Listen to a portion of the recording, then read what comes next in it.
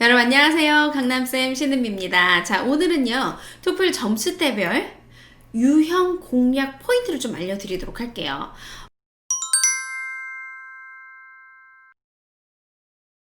자기의 점수에 따라서 공략해야 할 유형이 따로 있다는 것 알고 계셨습니까?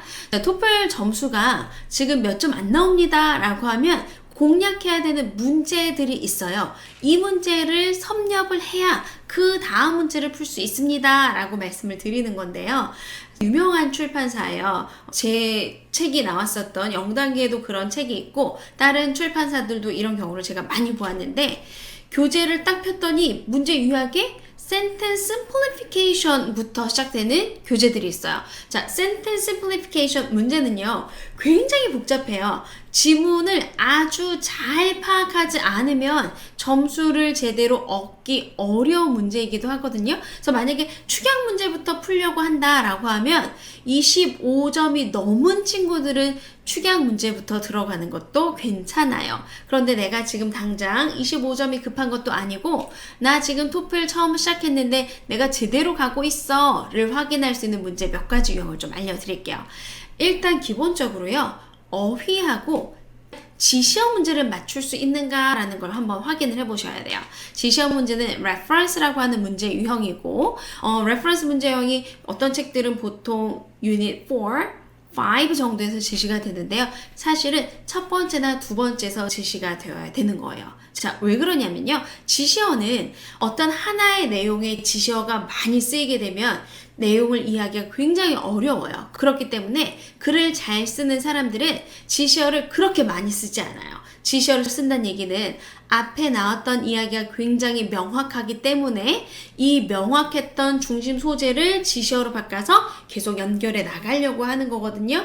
자, 그래서 첫 번째, 지시어를 제대로 따라갈 수 있는가? 지시어 it, he, she, this, that 같은 것들이 앞에 나왔던 어떤 내용을 잡으면서 이야기가 전개되고 있는가, 이 지시어가 제일 먼저 풀려야 돼요. 자, 지시어, 그 다음에 어휘는 계속 연습하면서 쌓아 가셔야 되는 부분이고요. 그리고 난 다음에는 팩트 문제를 제대로 풀 줄 알아야 돼요.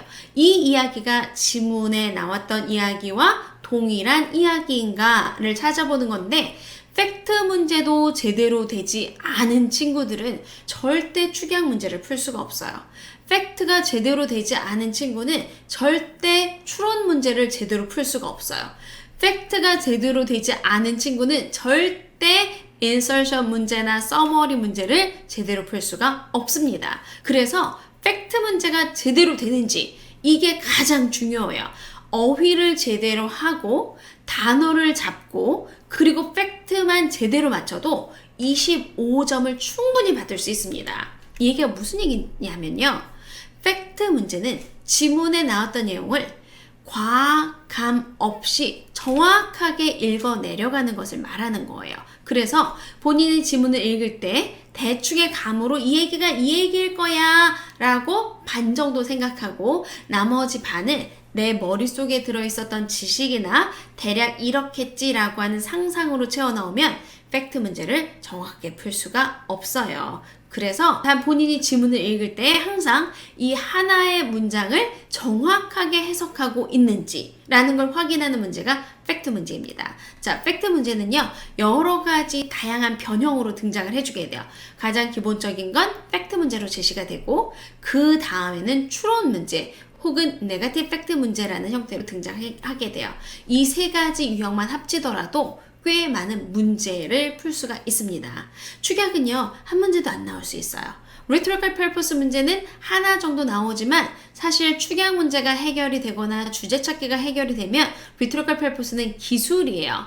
축약, rhetorical purpose, insertion, summary는 기술로 풀 수 있는 문제예요. 그런데 fact, infer, negative fact 이런 팩트류의 문제들, 그리고 지시어 문제는 기술로 풀 수 있는 게 아니라 정직하게 정말 정확하게 해석을 할 수 있는가 라는 걸 가지고 풀 수 있는 문제이기 때문에 팩트 문제들이 제대로 풀리지 않는다라고 하면 절대 기술 쓰는 걸 연습하시면 안 됩니다.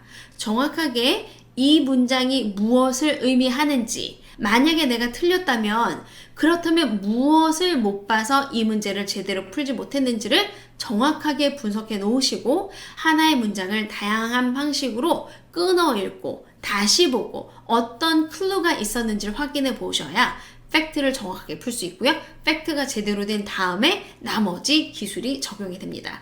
팩트. 절대 25점이 넘지 않은 상태에서 팩트 이외의 문제에 손대지 마세요. 팩트가 제대로 되면 나머지 문제들, 기술이 들어가는 문제는 쉽게 풀리게 됩니다. 정확하게 기억하세요. 팩트부터 짚고 가는데, 자, 이런 거예요. 1920년대에 A라는 사람이 B를 만들었다와 A라는 사람이 B를 발견했다 라고 쓰여져 있는 건 완전히 다른 거예요. 맞아요? 자, 만들었다는 어떤 거예요? 없었던 걸 본인이 만들어낸 거예요. 그런데 만약에 발견했다라고 하면 이미 만들어진 것을 찾아내기만 한 거죠. 이 둘 사이의 차이점 만약에 내가 모른다라고 하면 난 아직 팩트를 정확하게 보지 못하는구나. 어쨌거나 뭔가 변화가 생긴 거 아닌가요? 라고 보시면 안 되고요. 맞는 것과 그리고 발견한 것은 둘이 서로 다른 거겠구나 라는 것들을 정확하게 분석하면서 지문의 분석력을 기르셔야 점수를 빠르게 올리실 수 있습니다.